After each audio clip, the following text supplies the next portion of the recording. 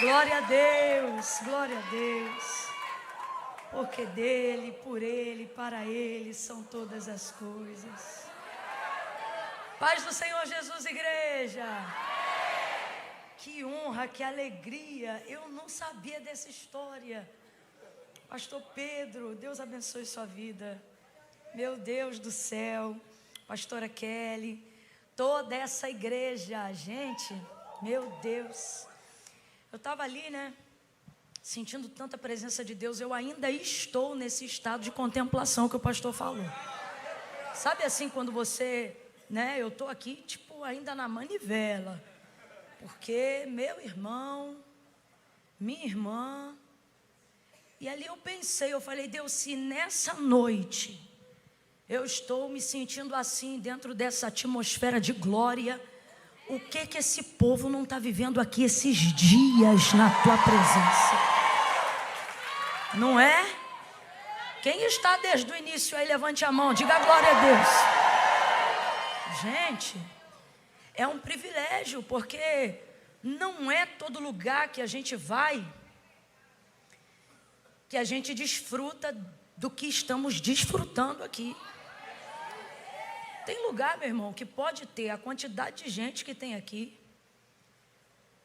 pode ter convidados de fora.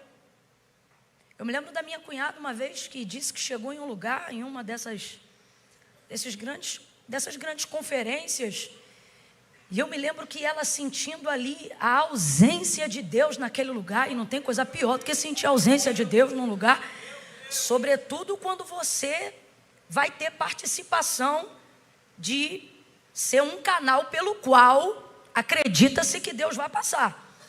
E meu irmão, não importa quem seja, quando a expectativa do povo está errada, até a pessoa que é amiga de Deus, Deus faz, hoje tu vai só, porque hoje eu... Não, quando Deus quer corrigir a expectativa do povo, você pode ser íntimo de Deus.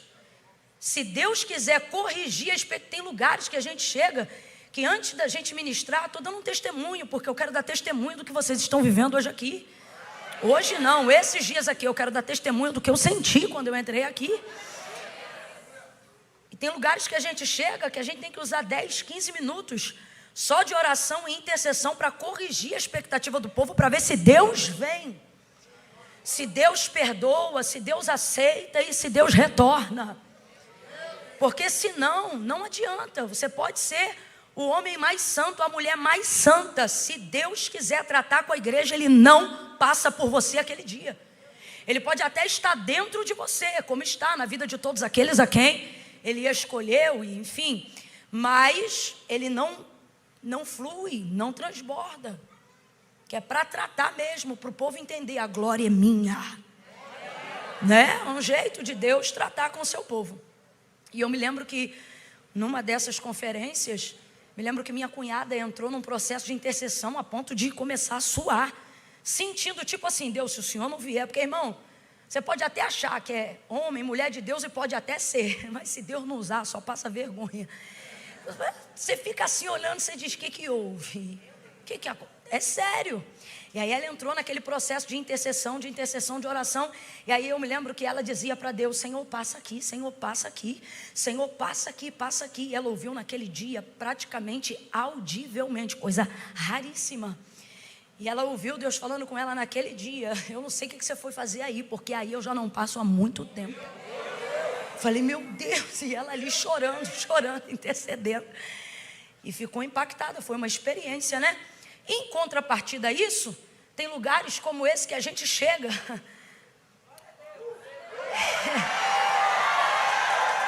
E a gente fica até... Meu Deus, o que está havendo? Que glória, que unção, que graças.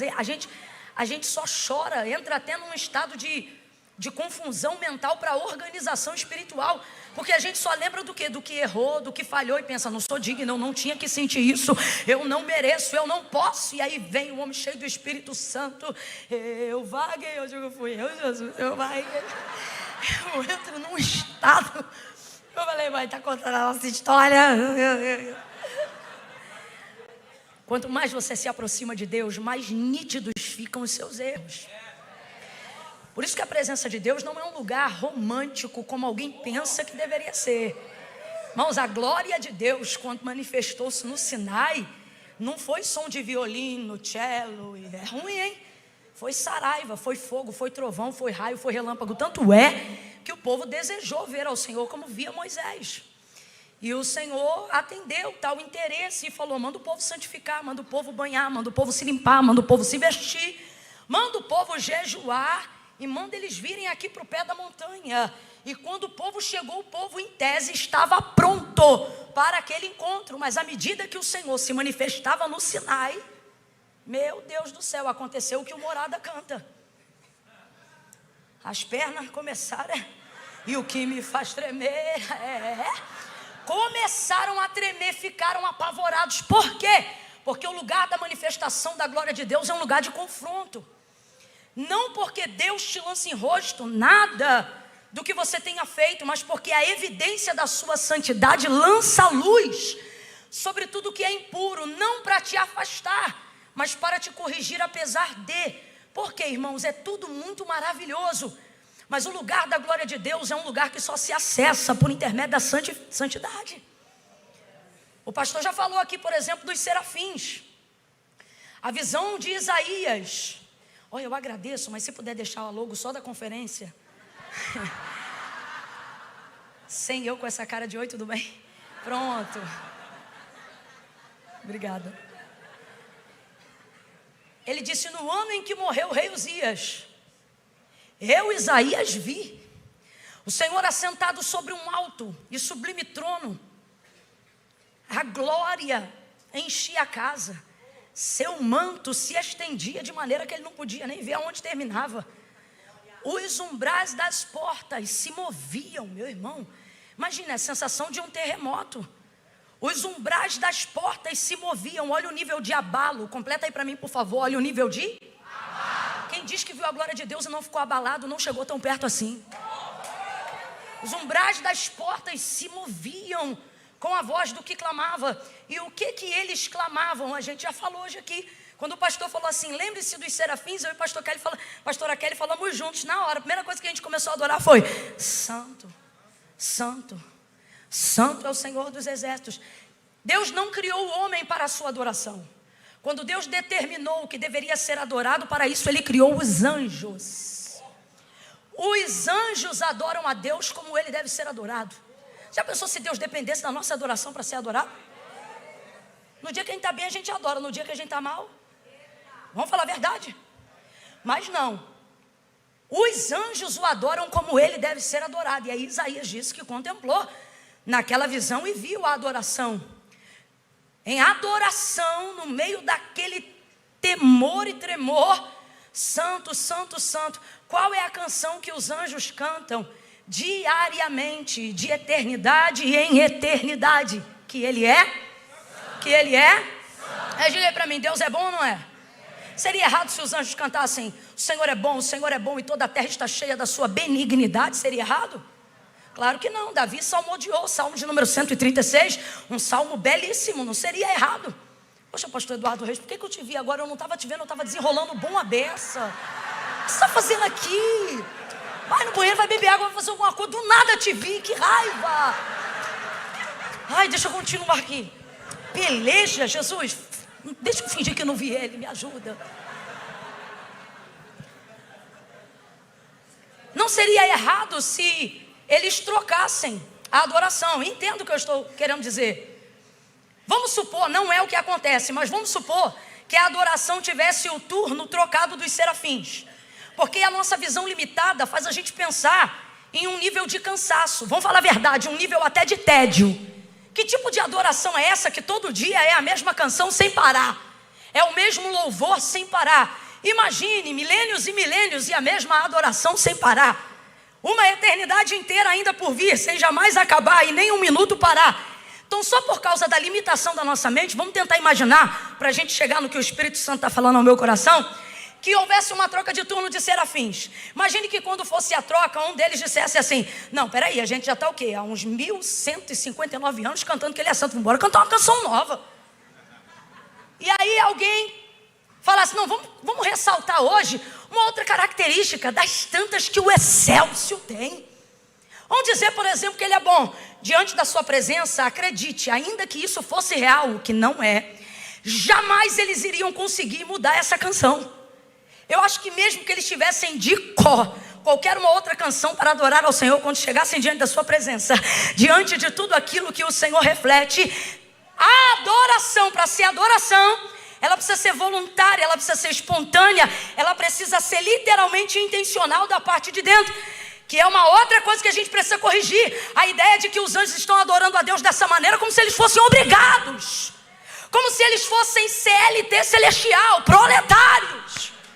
Aí tem que parar com essa mania. Querendo ou não, vamos falar a verdade, lá no escondidinho do cognitivo da nossa mente e imaginação, a gente tem um pouquinho disso. Os anjos adoram assim porque eles, como se fossem obrigados. Irmão, se anjo fosse obrigado a servir a Deus, sobretudo em sua glória, Satanás não teria dissuadido até essa parte dos anjos que estão no céu. Os que estão lá porque querem, porque são fiéis. Estão lá por espontaneidade, por adoração, por devoção. O Senhor também não quer quem não quer. É por isso que no livro de Jó, um dos amigos de Jó vai dizer, se ele não confia plenamente nem naqueles que estão lá. Porque isso aqui é uma citação e uma alusão à caída e à queda daqueles que desceram com Satanás. Então há espontaneidade. Aí você pensa, a espontaneidade na repetição, a maior devoção está na capacidade repetitiva. Procure quem tem vida devocional e veja se há espontaneidade todos os dias na devoção deles. Não há. Quando você encontrar um grande homem, uma mulher de Deus, pode ter certeza, se ele chegou a esse nível, é porque ele fez muita coisa sem sentir, fez muita coisa sem querer, fez por integridade na devoção. E eles adoram. E não conseguiriam jamais adorar nenhuma outra coisa, porque a santidade de Deus revela isso. Santo, santo, santo. Isaías não fica alegre. Como é que não fica alegre se acabou de ver o céu? Ele fica apavorado. Quanto mais perto da glória, maior é o pavor, o espanto, o assombro. Rapaz, se você está se aproximando ou pensa que está da glória de Deus, e isso não desperta seus erros, isso não aponta as suas corrupções, em nada você se constrange, você está perto de qualquer coisa, menos da glória de Deus. Menos da glória de Deus. Glória de Deus não massageia seu ego. Glória de Deus não te inspira a peitar. Olha o comportamento dos anjos que nunca pecaram e que foram criados para louvor de sua glória. Com 2 asas cobrem o rosto. Meu Deus, eles não ousam olhar. O que é isso, Camila? Temor, reverência. Reverência. Com 2 cobrem os pés. O que é isso? Também temor, reverência, não a ele, mas ao ambiente que sua glória preenche. Só que com 2 asas o texto diz que eles, porque aonde há o Espírito de Deus, ali também há. Essa é a parte boa da glória. Confronta, constrange, até amedrontar nós que somos seres corruptíveis, mas não rouba de nós a liberdade. Oh, meu Deus. Aleluia. Oh, aleluia. Aleluia. Aleluia. Ele não ouviu violinos, ele sentiu tremores. Ele não disse glória. Tem gente que pensa que quando sentir a glória vai dizer glória. Quanto mais perto da glória, maior é o ai.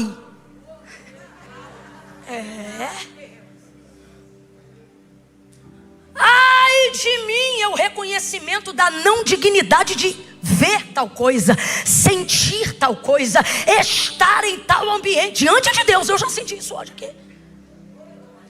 O sentimento literal de indignidade,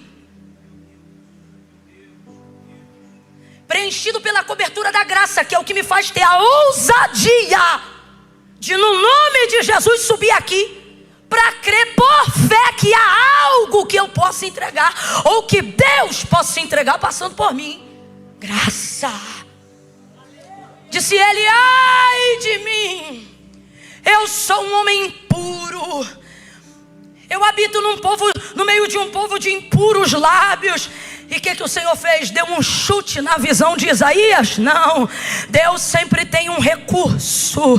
Deus sempre tem uma forma, um meio, uma saída. Labacalamando remaia shai.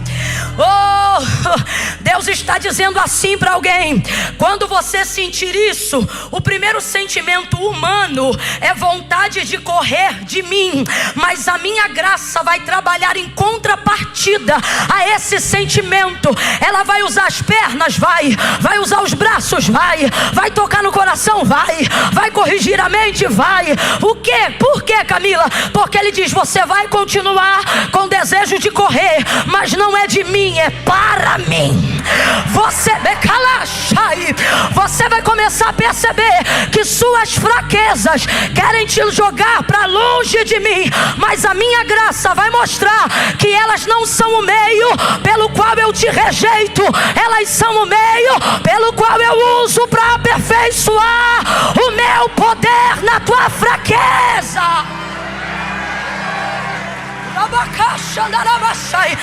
Pega na mão de alguém aí agora. Eu estou sentindo uma unção poderosa para desatar julgos, cadeados, pensamentos que neutralizam a sua fé, que tentam te tornar carcereiro de si mesmo, porque você diz que serve a Deus, mas de um tempo para cá você tem servido a sua consciência, e quem serve a consciência se torna carcereiro de si próprio. Não sirva a sua consciência, ela não é o seu Senhor. Sirva a Deus, porque Ele sim. Eu sei que pensamentos tenho de vós, diz o Senhor, pensamentos de paz e não de mal. Quem serve a consciência vira escravo da razão, do eu, do egocentrismo. Não posso porque pequei, não sou digno porque sou errado. Mas quem serve a Deus diz: apesar disso eu vim, apesar disso eu estou aqui, porque para quem iremos nós, se só tu tens palavra de vida eterna? Só tu tens.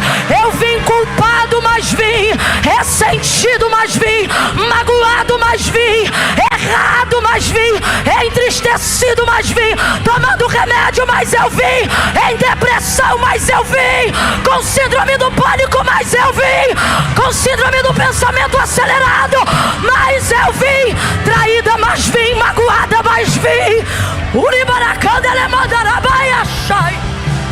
Vem tremendo, mas vem com medo, mas vem consciente, mas vem.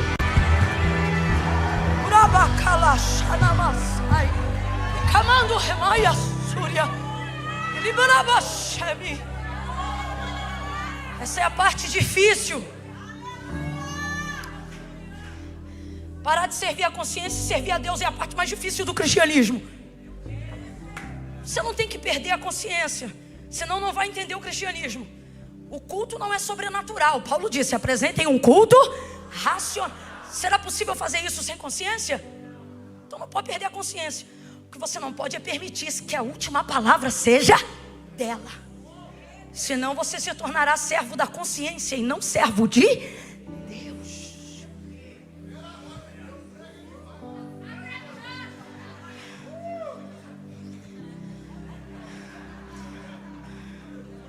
Favor encerrar dentro do tempo. Eu vou tentar. Ó. Escute. Ele disse: não. Vai por mim. Não vai rolar.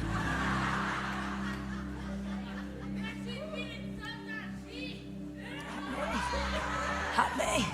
Mas lembra que eu falei que a gente não pode perder a? Aí vamos lá.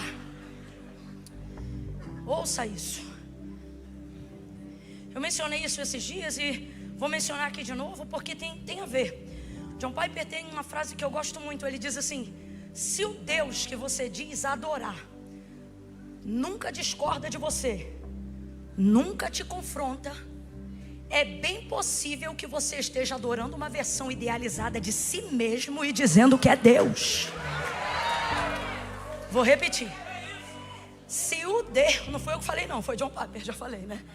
Se o Deus que você diz adorar nunca te confrontar, nunca discorda de você, é muito possível que você esteja adorando uma versão idealizada de si mesmo e dizendo que é Deus. Quem faz isso? Sua consciência, que trabalha com a razão, que trabalha com a lei do direito, que trabalha com mérito. E aí você confunde tudo, acha que santidade é isso, e acha que é cristão, mas está indo dentro de uma vertente onde não carrega silício no corpo, mas aperta a alma. Está sangrando por dentro.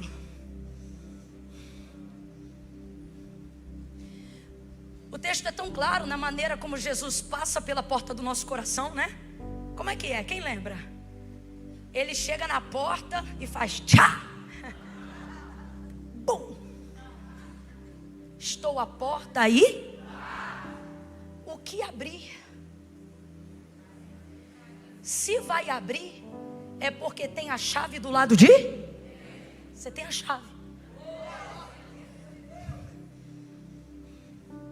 Mas a razão, sua santidade deturpada, te impede de abrir a porta por dentro. Depois que eu me consertar, eu abro.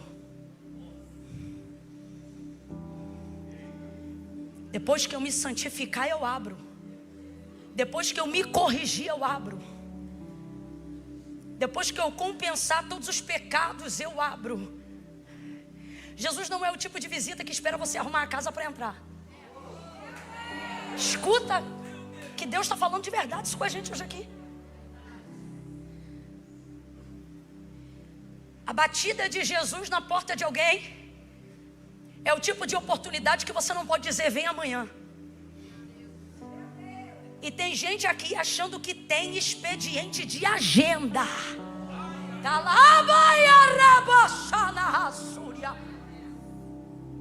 Que pode agendar a visita de Jesus para outro dia. E Jesus está dizendo: eis que estou à porta hoje e bato. Camila, mas está tudo desarrumado, está assim, está assado. Camila, a coisa está tão braba do lado de cá, que é capaz de que se eu abrir a porta, o primeiro a receber ele nem sou eu, são os demônios que moram em mim. E daí? Camila, eles são brutais, são violentos. Ele diz que o mais valente só é valente enquanto o mais valente que ele não chega. Depois que ele chegar, eu não sei para quem, mas agarra a mão de alguém agora e diz: abre essa porta, abre essa porta. Abre essa porta, abre essa porta. O mais valente quer entrar. O mais valente quer entrar. E o valente anterior, o que é que ele vai fazer? Ele vai manietar o valente. Está amarrado, vencido e sem força. Urabaia calachai. Está amarrado, vencido e sem força.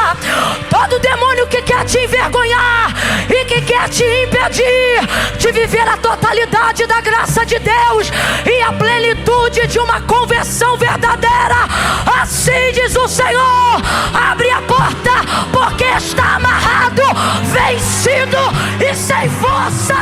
O mais valente chegou.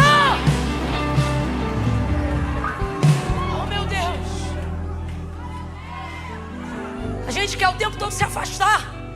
A gente quer o tempo todo se afastar. Nossa consciência quer nos afastar. O medo pela consciência dos nossos pecados dizem: se afaste. O tempo todo, sim ou não, gente? É a guerra da nossa vida. Você fica sem orar 3 dias, aí depois fica mais 3 dias. Aí o coração começa a desejar orar, mas você não quer orar porque já está 6 dias sem orar e tem vergonha de orar. Se afastar o tempo todo, se afastar. Você quer arrumar a casa primeiro, e o Senhor está dizendo: quando eu bater na porta, não arruma a casa, só abre a porta. Só abre a porta. Abre a porta. Isaías vai dizer: ai de mim, Isaías capítulo 6, ai de mim, tenaz, brasa viva, anjo.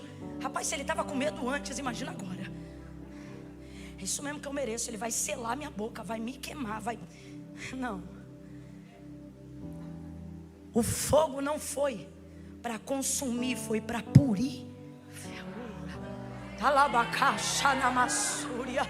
Ibaia séria. Pureza é poder. Completa aí para eu ter certeza que você está me ouvindo bem. Pureza é? Poder. Pureza é? Poder. E poder, quando não está sendo administrado por você, te assusta. Traz ele uma brasa para purificá-lo. Pureza é? Poder. E todas as vezes que o poder é administrado por uma outra pessoa que não você, ele vai te assustar. Só que veja, tal brasa não vem para consumi-lo, vem para purificá-lo.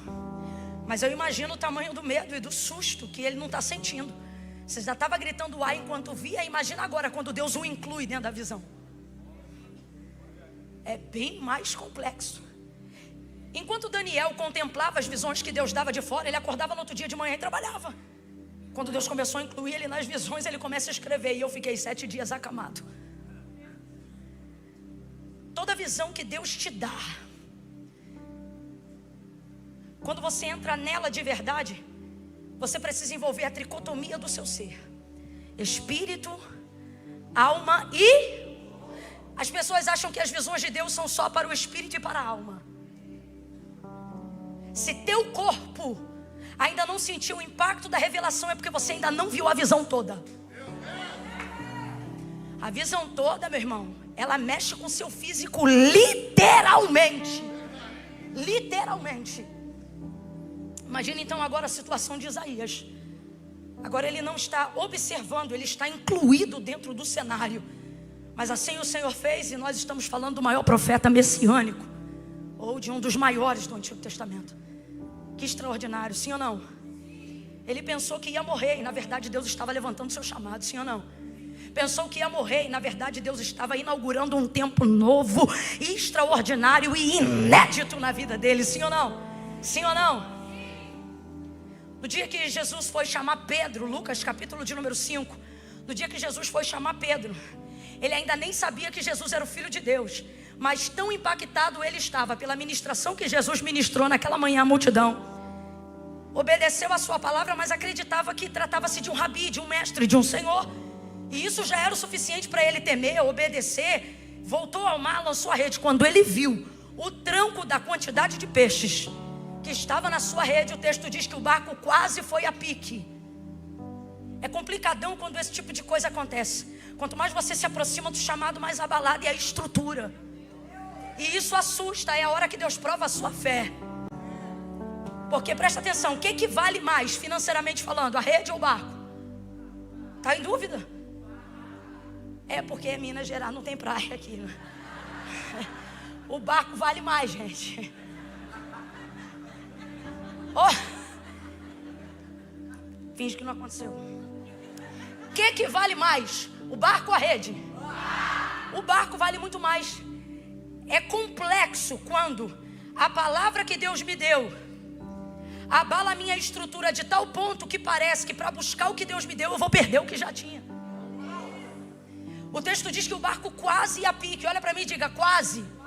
Se tu ainda não viveu um quase de Deus, tu ainda não está no chamado. O chamado te leva para um lugar de quase, um lugar de romper limites. Sério? Tá me ajudando, é por isso que eu gosto de tu. Um lugar de limites. Olha o que o texto diz, que o barco quase ia a pique. Irmãos, o que isso significa? Talvez um pouco de água entrando, talvez ouvir a madeira estalando. E a rede? Ali na contenção. Tem muita coisa, mas não consegue trazer para a superfície. E esse é o desafio do chamado.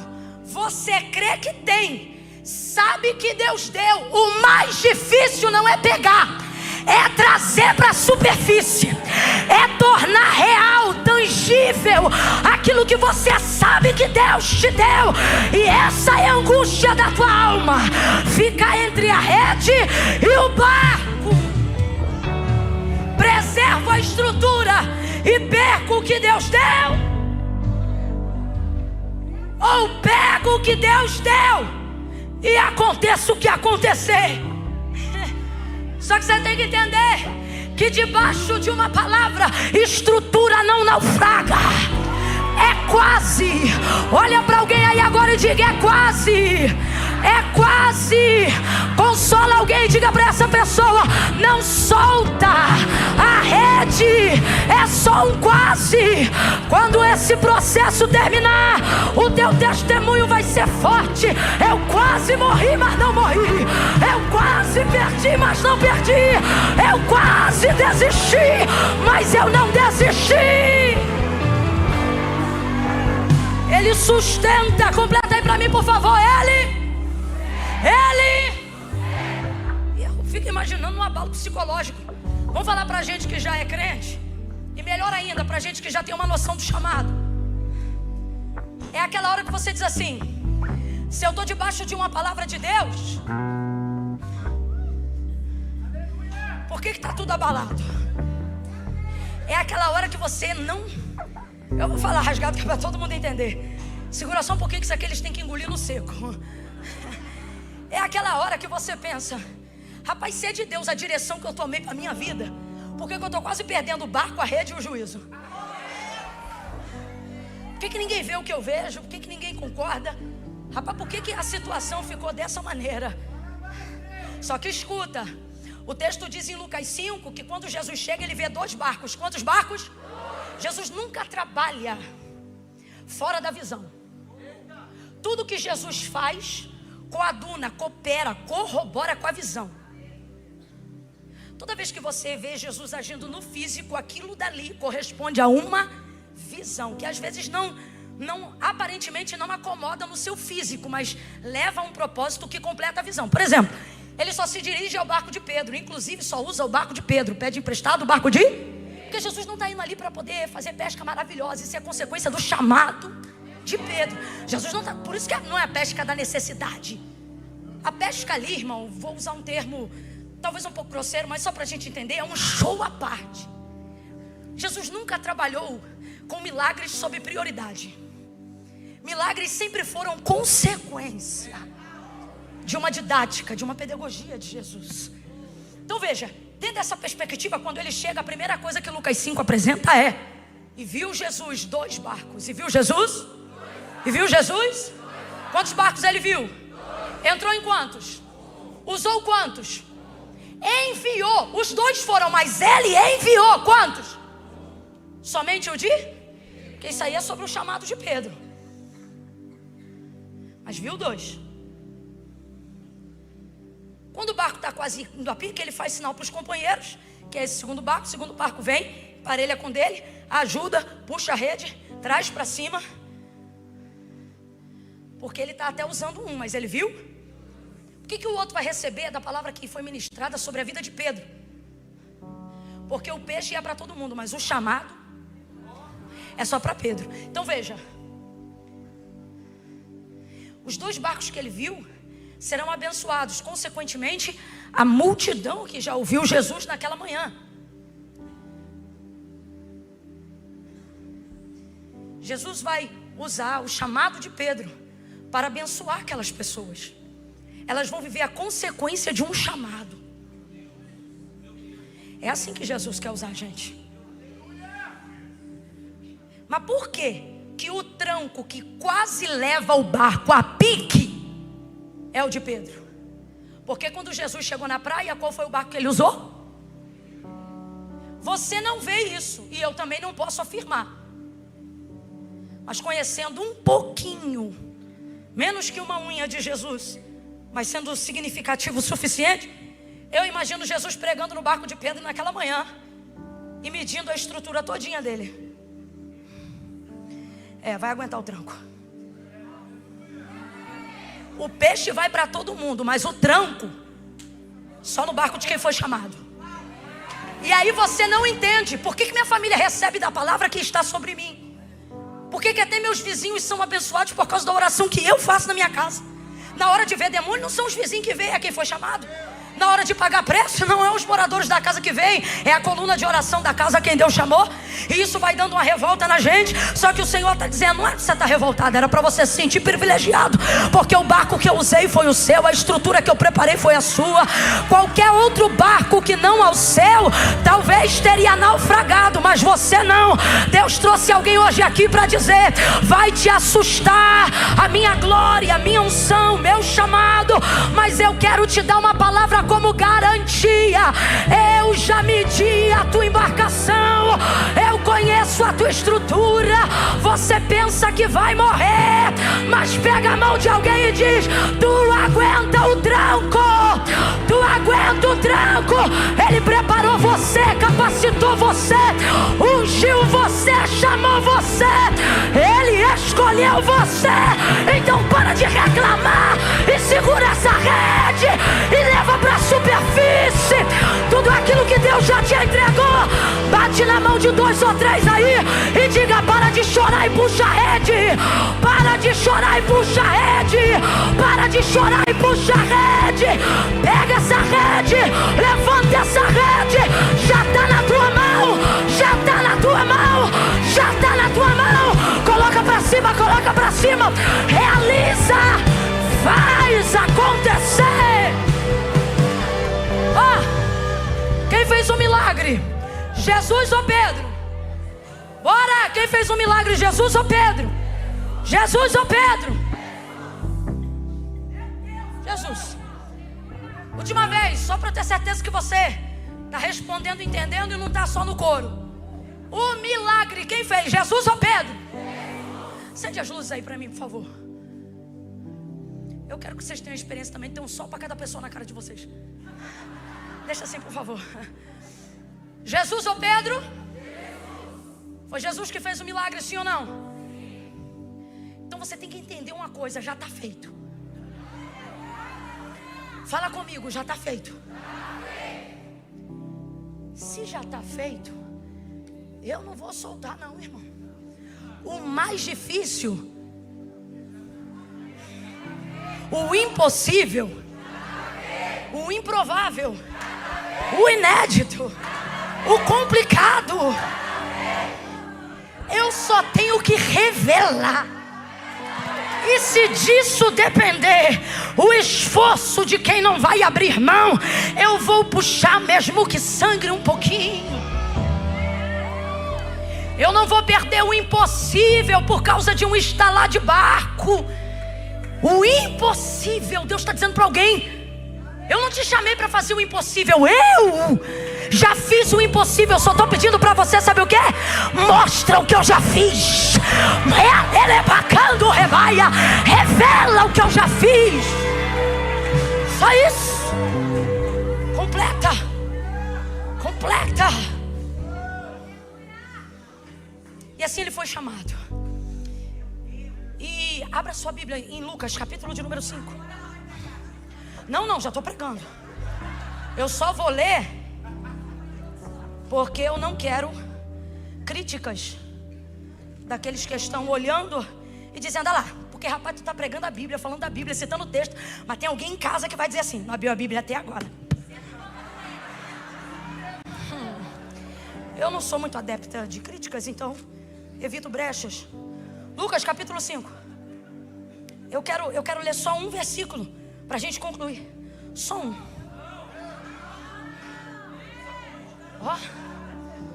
Lucas capítulo 5, versículo 6, 7 e 8.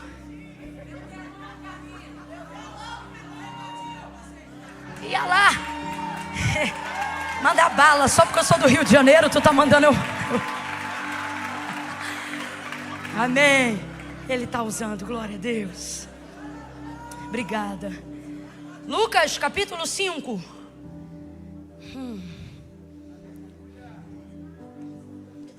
Versos 6, 7 e 8. Abre aí, gente. Vou te falar um negócio com o maior carinho, tu vai aceitar? Se tu não aceitar, eu vou falar assim mesmo. Presta atenção. Palavra de Deus é a palavra de Deus em qualquer lugar, sim ou não? Sim. Maior prova de que a palavra é a palavra, não importa onde ela está, desde que ela seja a palavra de Deus, é que quando o regime do Talibã voltou ao Afeganistão, mulheres foram degoladas em praça pública porque carregavam o aplicativo da Bíblia Sagrada no celular. Então a palavra de Deus é a palavra de Deus em qualquer. No telão ela é a palavra de Deus, no seu celular ela é a palavra de Deus. Só que eu quero que você entenda uma coisa: um privilégio, quem não usufrui de privilégios perde a oportunidade de desfrutar de coisas boas. São privilégios. Você quer ver? Não precisa levantar a mão, mas já viu aquela salinha do aeroporto? Que quem tem uma determinada categoria de cartão, mesmo que seja adicional, se você tiver aquele cartão te dá credencial para entrar naquela salinha. E Camila, por que é legal entrar naquela salinha? Porque aquela salinha tem comidinha. Aquela salinha tem água com gás, tem água comum, tem suco, tem refrigerante, tem caldo. Irmãos, Deus já usou aquela salinha para ser socorro presente tantas vezes na minha vida. Aquela salinha. Que é isso? Isso é um privi? Isso é um privi? Quando você não desfruta de privilégio, você perde. Camila, o que isso tem a ver com a Bíblia? O que isso tem a ver com o que você está falando? O que isso tem a ver com as mulheres degoladas no Afeganistão? Eu quero deixar claro que não é uma obrigação, isso é um. Você acha que um convertido na China gostaria de usar essa Bíblia aqui na rua? Estude a cultura da China então e veja. Eles amariam. Irmão André, fundador, Missão Portas Abertas, não só no Brasil, mas no mundo. Abre aspas, o contrabandista de Bíblia. Estude um pouco da história do irmão André. Ele tem uma frase consigo, dormiu no Senhor esse ano, aonde ele diz: eu creio que toda porta está aberta para você passar por ela e pregar o evangelho, desde que você não vá preocupado em voltar. Isso é muito forte. Quem entendeu sabe o quão forte é isso. Isso era o que guiava a vida dele, e Deus lhe deu muitos dias. E sabe o que ele mais fazia atendendo missões no mundo? Compartilhava exemplares da palavra da Bíblia. Foi confirmado hoje a morte de um missionário no Quênia. Alguém viu essa notícia? A esposa dele infelizmente confirmou a sua morte. Sabe aonde estavam algumas das indicações de que ele era missionário? Não só o evangelho que ele pregava, mas a que ele carregava. Isto não é só um livro. Então, se no Brasil, e eu falei isso tudo para te dizer isso no maior amor, se no Brasil você tem a oportunidade de usar isso de maneira material, nunca deixe de poder, uma vez que você pode, a usar a sua Bíblia. Não precisa levantar, quem trouxe não precisa, que isso não é ostentação. A igreja é lugar mesmo da gente receber palavra, direcionamento. Então sempre que você puder, meu irmão, tenha sempre em mãos a sua, use ela. Não porque obrigação, volto a dizer, mas porque diante de tudo que eu disse, a gente precisa entender que isso é um privilégio.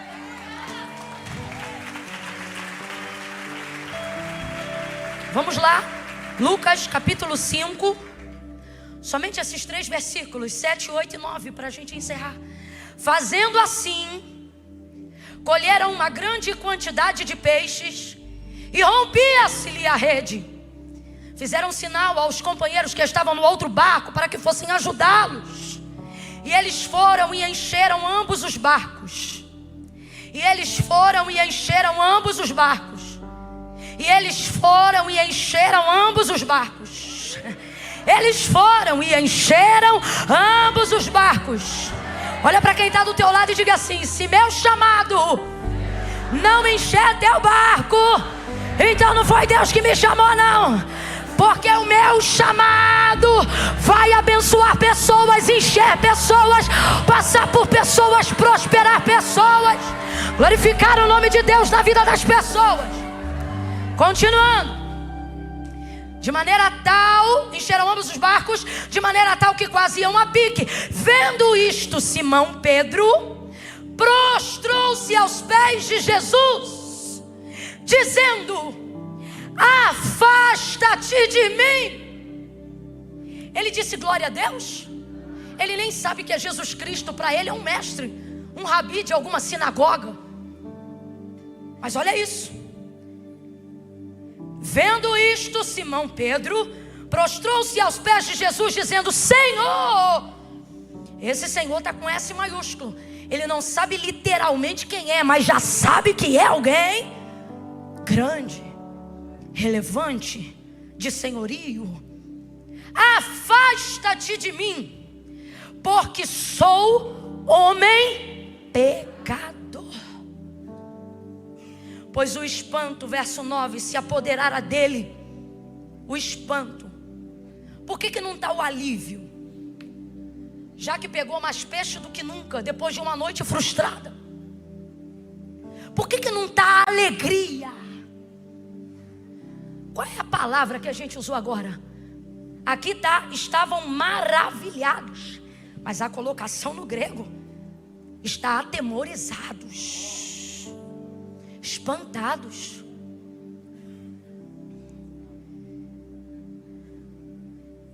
Por causa da pesca que haviam feito. De igual modo também Tiago e João, filho de Zebedeu, que eram companheiros de Simão. Disse Jesus a Simão: não temas, de agora em diante serás pescador de homens. Chamou ou não chamou? Chamou ou não chamou? Chamou ou não chamou? Olha para quem está do teu lado e diga: chamou sim. Agora responda para esse irmão que está aí do teu lado: mas eu sou pecador. Fala para ele: mas chamou. Diga: mas eu sou pecador. Grita para ele: mas chamou. Se chamou, vai. Se chamou, obedece. Se chamou, se rende, meu filho. Se rende, minha filha. Sempre me perguntam sobre o chamado. Camila, é muito difícil atender o chamado? E eu sempre respondo da mesma forma: só há uma coisa mais difícil do que não se render ao chamado. O quê? Fugir dele. Dá muito mais trabalho. Qual foi a palavra de Pedro? Afasta-te. Qual foi a palavra de Pedro? Espantado pelo que aconteceu, ele disse: impressionado com o que aconteceu, ele diz: afasta-te. Vou parafrasear. E a resposta de Jesus a ele em relação a isso é: segue. Ele está dizendo: afasta-te. Em contrapartida, Jesus está dizendo: vem para perto. Ele está dizendo com a boca dele: fica longe, porque eu sei quem eu sou. É isso ou não é? É isso ou não é? E Jesus está dizendo: vem para perto, porque você vai saber quem eu sou.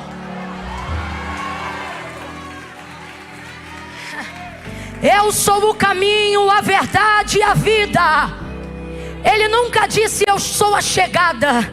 Também nunca disse: eu sou a partida.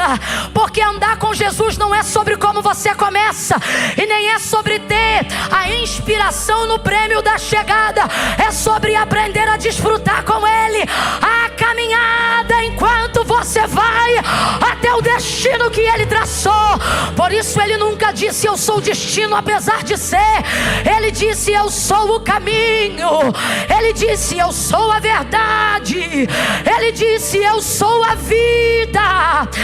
Eu sou a vida. A vida que você procura, eu sou. A vida que você deseja, sou eu. Eu sou. Quando Ele ele chamou a Moisés, e Moisés disse: quando eu chegar lá e me perguntarem quem me enviou a eles, o que eu respondo?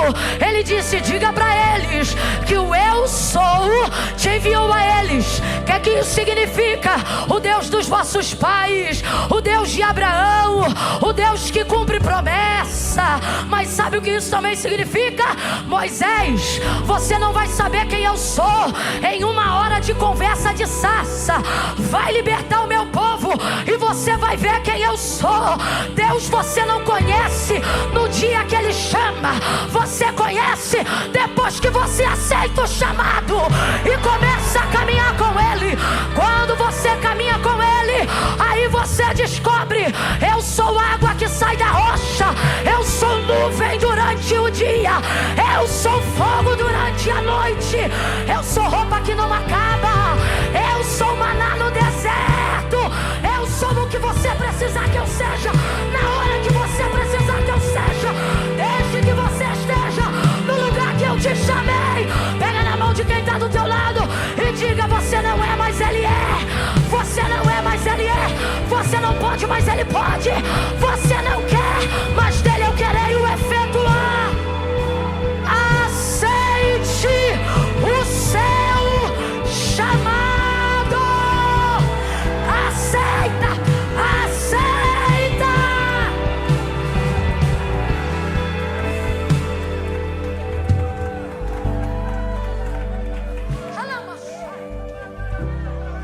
Para de fugir.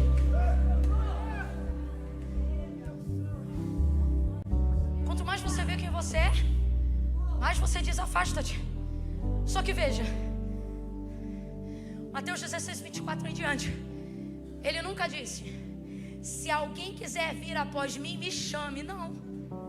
Se alguém quiser vir após mim, negue-se a si mesmo, tome sobre si a sua cruz, e essa é a minha parte que mais me interessa. Aí, siga-me. Quando você diz assim: afasta de mim que eu sou pecador, ele está dizendo: é por isso que não sou eu que te sigo. Mas estou te dando a chance de você aprender como é que faz, saber como é que chega. Vem comigo. E eu te pergunto: quem pode rejeitar o convite do meigo nazareno? Desculpa, deixa eu falar só um pouquinho dele. Jesus é até difícil falar, né? É isso, ele é. Ele é cheirosão. Ele é o homem da Galileia. Terrível, maravilhoso. Ele é santo, poderoso, príncipe da paz, Emanuel, Deus conosco, Yeshua, o verbo.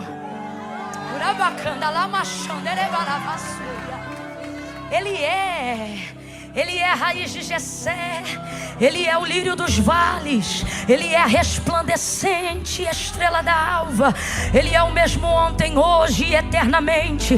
Ele é o que era, o que é e o que há de vir. Já foi dito, mas eu repito aqui: maravilhoso, conselheiro, Deus forte, Pai da eternidade, príncipe da paz. Oh, ele é. Tudo foi feito por ele, e sem ele nada do que foi feito se fez. No princípio ele era o verbo, e o verbo estava com Deus, e o verbo era Deus. Nele, somente nele estava a vida, e a vida era a luz dos homens, e a luz resplandeceu nas trevas, e as trevas não prevaleceram. Lutaram, mas não prevaleceram. Guerrearam, mas não prevaleceram. Porque antes da cruz ele já era o haja luz, o alfa e o ômega, o primeiro e o último, o leão e o cordeiro, o imaculado, o santo, o unigênito do Pai. Oh, o cordeiro que tira o pecado do mundo. Ele é o amigo do órfão, ele é o ajudador de viúvas, ele é o juiz do injustiçado,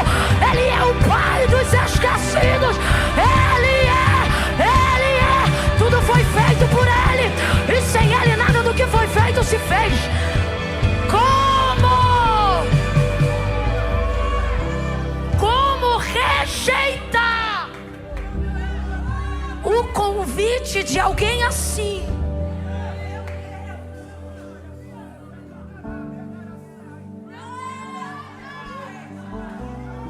Você não está cansado do chamado. Você está cansado da força que você faz se debatendo para não aceitar. Você não está cansado da caminhada com Cristo.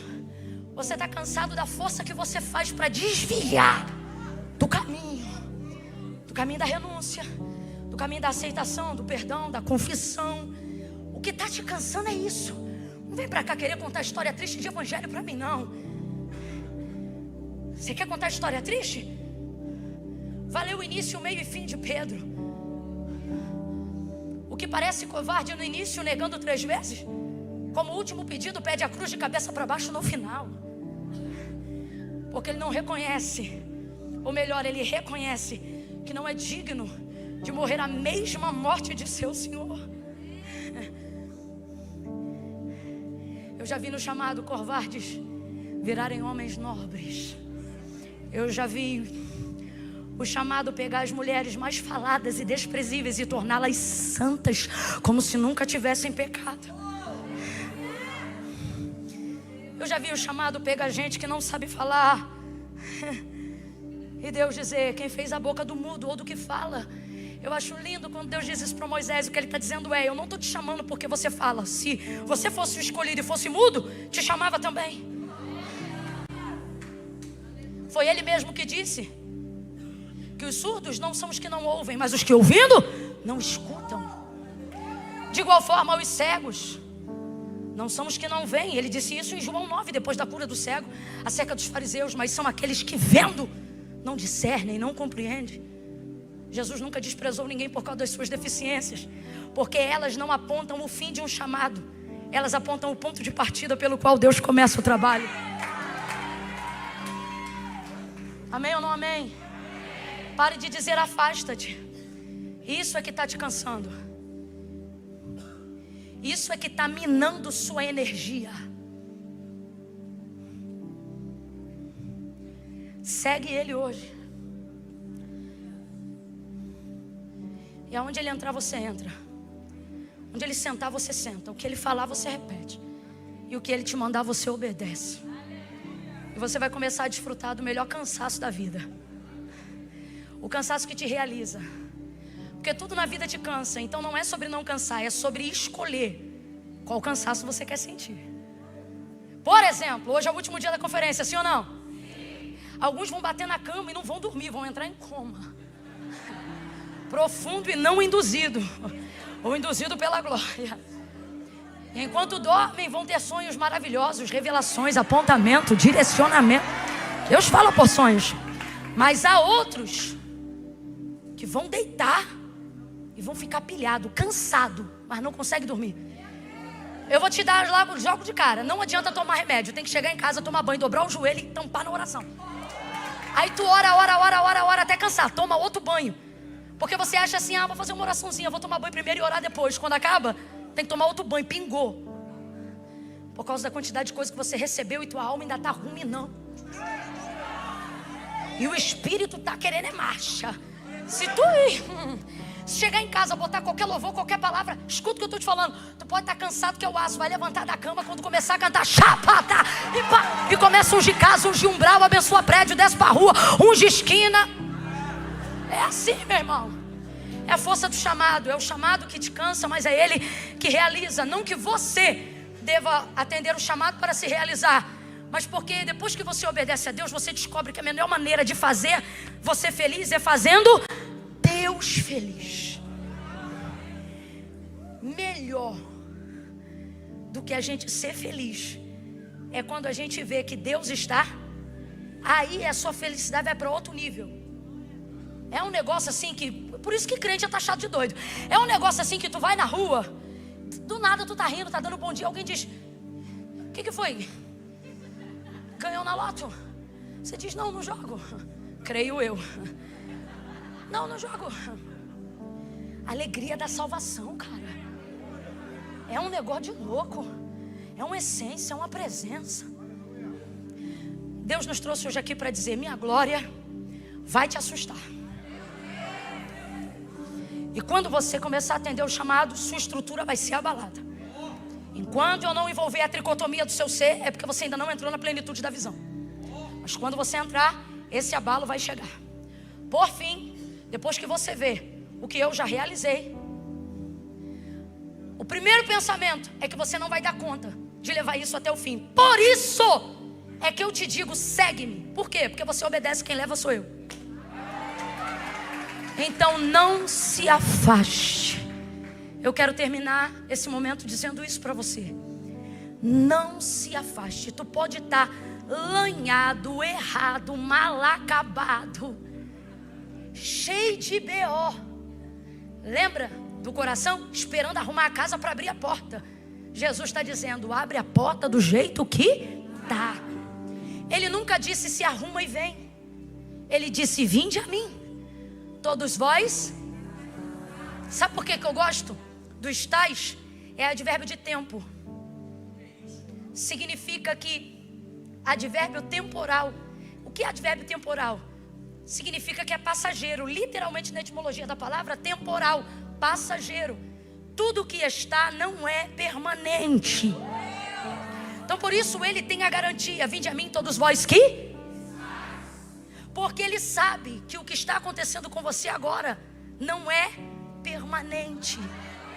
É passageiro, é temporário. Aí ele diz, e eu vos, não é você. E eu, disse o Senhor, vos... Quem vai dar o alívio é Ele. Você só tem que se render. Não, Camila, mas é que eu tenho muita coisa para resolver.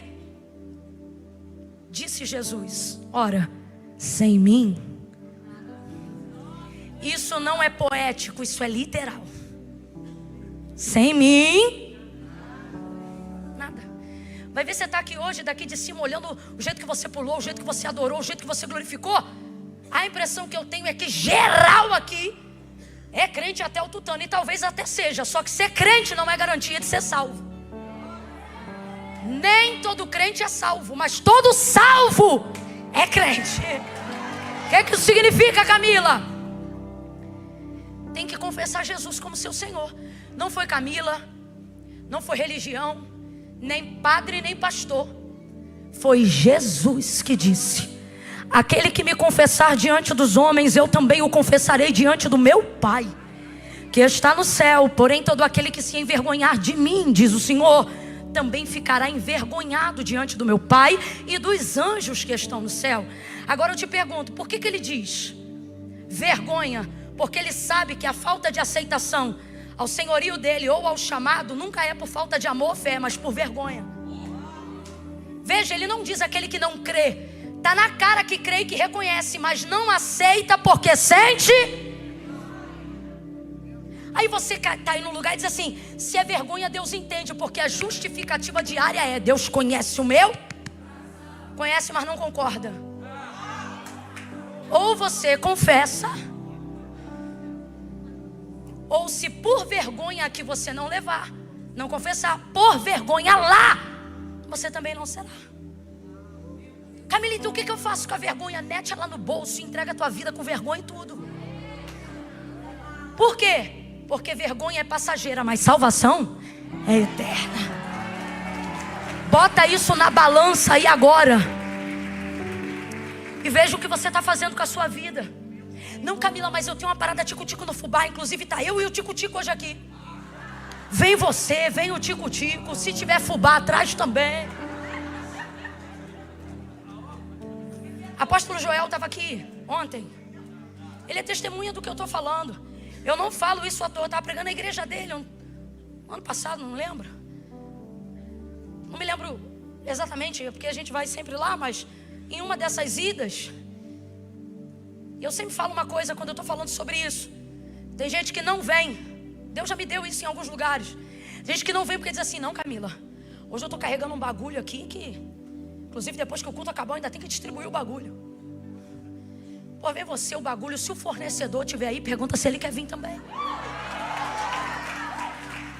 Aí estou pregando lá no apóstolo Joel e falei isso. Vem o cara e o bagulho. O fornecedor não estava. Ele era o cara, o bagulho e o fornecedor. Largou tudo no altar. Fique tranquilo que tinha inclusive um policial na igreja. Cuidou de tudo, teve misericórdia. O que eu estou querendo dizer? Jesus não disse se arruma e vem. Ele disse: vinde a mim todos vós.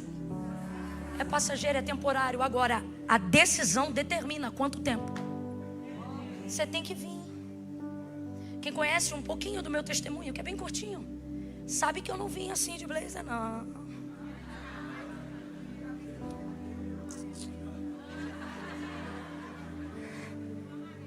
Isso aqui é depois da caminhada. Quando eu vim, sentava no último banco da primeira igreja batista da Posse. Eu assistia todos os cultos de domingo e de quarta-feira. Todos! E todo sábado era baile. Quarta culto porque minha mãe obrigava. Sábado ela saía, a gente ia para o baile. Domingo ela levava a gente obrigado de novo. Quarta igreja, sábado baile. Quarta igreja, sábado. Domingo. Quarta. Não. Quarta. Sábado. Aí um dia ia ter um evento especial no domingo. Eu olhava pro relógio, o culto não acabava. E eu dizia: mano, esse culto não acaba. Eu estava esperando o culto acabar para ir para onde? Foi a única vez que eu fui pronta pro baile a caminho da igreja. Barriga de fora, camisete do Piu Piu, samba, canção e coloche camurça. Quando o culto acabar, pergunta o que eu me lembro desse culto, irmão. Não prestei atenção nesse culto não, porque eu só olhava pro relógio. Só olhava pro relógio, só olhava pro relógio. Só olhava pro relógio. Olhava pro relógio. O que o pregador pregou diante de Deus, eu não lembro.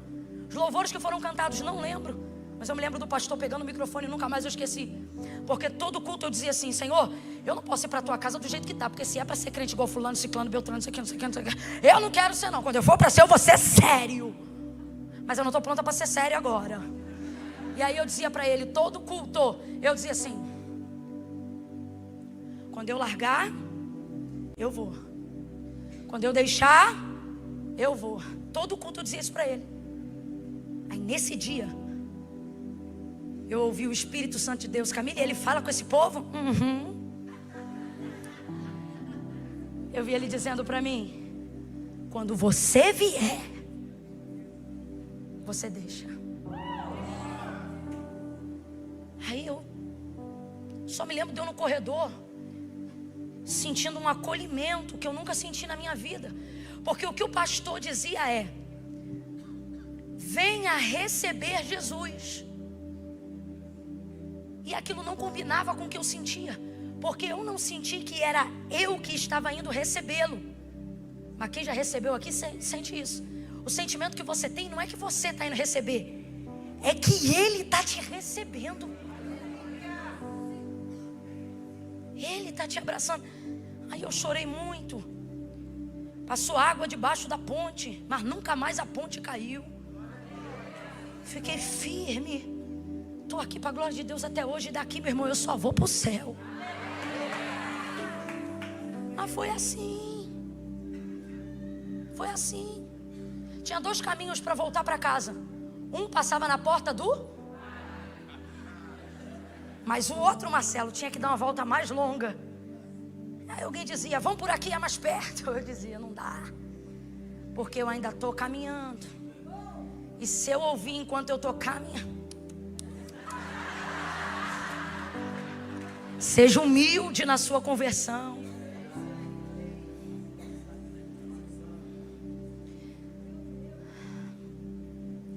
Acerca das tentações da carne, a palavra de Deus não diz resiste. A palavra de Deus diz: eu fazia o caminho mais longo na hora da volta da casa, só para casa, só para não ter que passar. E os amigos e todo mundo que estava lá de longe dizia: não, por aqui. Largo e espaçoso é o caminho que conduz à perdição.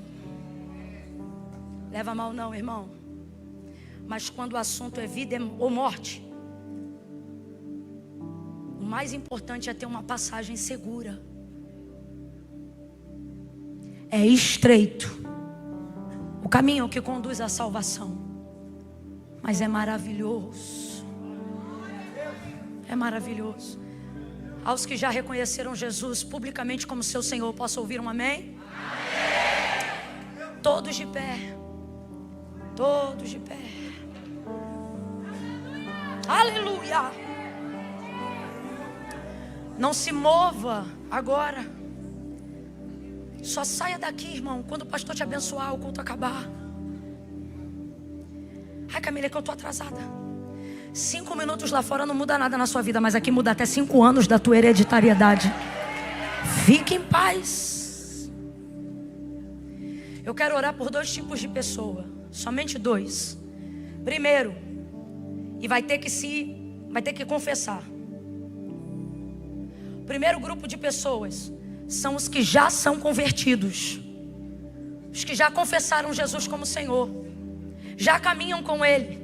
De vez em quando passam o estreito, mas estão com Ele. Mas reconhecem que estão cansados de si mesmo e do caminho de fuga que criaram para não se render ao chamado, ao ofício ministerial, ao propósito intencional pelo qual Deus te criou. Camila, foi para mim. Eu estou vivendo esse cansaço. Eu estou num caminho de fuga. Meu coração ama, minha alma o deseja, mas meus hábitos me colocam em posição de corrida contrária. Isso tem me deixado triste. Eu não tenho respostas que justifiquem esse comportamento que eu tenho tido. E a conferência foi uma injeção de ânimo para mim nisso. E eu quero fazer hoje com Deus um renovo de uma aliança do propósito. Eu quero rendição, eu quero pedir perdão pelo tempo de negligência. Eu não vou dizer, Senhor, me perdoa por todos os meus pecados. Não, Senhor, hoje eu quero te pedir perdão pela negligência do chamado. Se você reconhece que essa pessoa, ainda que convertido, salvo, mas reconhece, levanta a sua mão aonde você está agora. Só levante a sua mão. Levante a sua mão. Fique de mão estendida. Fique de mão estendida. Aonde você está?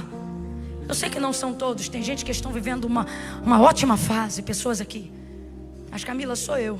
Eu estou igual aquele irmão. Eu fiz isso hoje, irmão. Eu levantei assim, ó. Como quem diz, Senhor, sou eu. O pecador sou eu. A falha sou eu. A negligente sou eu. Pai, em nome de Jesus, eu oro agora com a tua igreja. E te suplico em nome de Jesus, Pai, pela tua igreja, por aqueles que estão aqui como parte integrantes do corpo de Cristo, mas que estão como membros outrora, porque cremos assim pela fé, não mais agora, mas outrora, como membros anestesiados dentro do corpo, negligenciando sem saber o porquê, se cansando na fuga ao invés de se desgastar no propósito. Deus, recebe a nossa confissão. Confesse aí para Ele agora, confesse. Confesse para Ele, Senhor, eu não tenho orado de manhã e isso me entristece. Eu digo que vou orar depois e passo o dia e não oro. Eu tenho negligenciado a leitura da palavra. Como pode um servo de Deus não ler a Bíblia, Senhor? Eu quero pedir perdão pelo abandono da leitura da palavra. Eu quero pedir perdão pela negligência do lugar da devocional. Restaura as minhas forças. Fala com Ele aí. Ore, ore, ore. Pai, eu oro com eles e por eles. E te peço nessa noite, como Davi, se tu olhares para os nossos pecados, quem subsistirá? Mas contigo está o perdão. Por isso tu és temido. Perdoa. Tem misericórdia, Senhor. Tem misericórdia e restaura as forças daquele que não tem mais nenhum vigor. Restaura as forças daquela que não tem mais nenhum vigor, porque a tua palavra diz que os que esperam no Senhor renovarão as suas forças. Pai, existem pessoas aqui entristecidas pelo comportamento diante de ti, mas elas esperam em ti. Por isso colocamos com muito temor em nossa boca o clamor de Jó, quando ele disse: eu sei que o meu Redentor vive e que por fim se levantará. Deus, levanta o espírito abatido, o mesmo espírito que ressuscitou Cristo dentre os mortos. Levanta esta pessoa para viver a plenitude plenitude do chamado e não a frustração da fuga. Começa hoje um novo tempo, inaugura um 2023 de maneira diferente de tudo que essa pessoa já viveu até hoje. Estrutura o barco dela e não deixa ela soltar a rede, não deixa ele soltar a rede.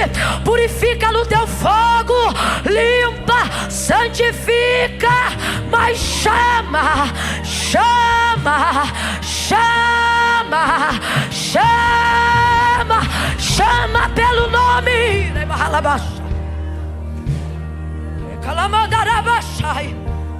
Em nome de Jesus, Senhor, renova, traz de volta aquele coração que não resistia à tua presença.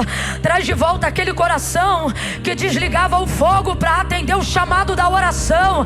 Traz de volta aquele coração que encostava o carro em qualquer lugar para se render em adoração. Traz de volta, Deus, aquele coração cujas primeiras horas do dia eram dedicadas ao Senhor para buscar primeiramente o reino do céu e a sua justiça. Traz de volta aquela oração de madrugada de quem te conheceu às 3 horas da manhã. Traz de volta o jejum que santifica. Traz de volta a renúncia. Traz de volta, em nome de Jesus. Resgata, Senhor, a intimidade que a negligência perdeu. Urabacalaço.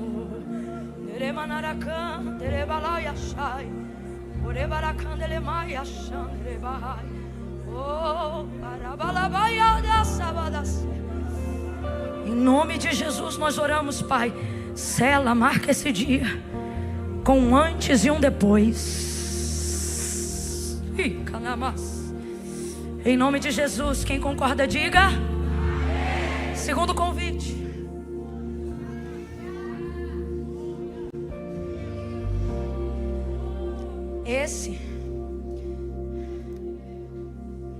Você vai levantar a mão aí aonde você estiver.